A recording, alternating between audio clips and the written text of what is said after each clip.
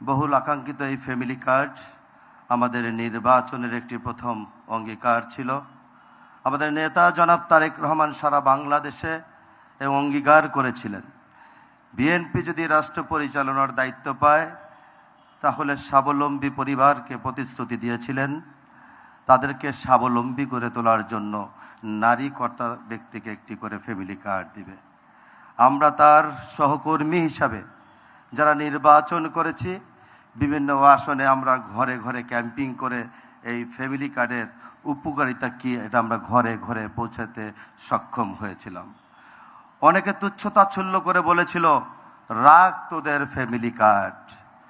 আজকে মাননীয় প্রধানমন্ত্রী ঢাকা উত্তর সিটি কর্পোরেশনের পক্ষ থেকে আপনাকে অসংখ্য ধন্যবাদ, আপনার প্রতি কৃতজ্ঞ থাকব।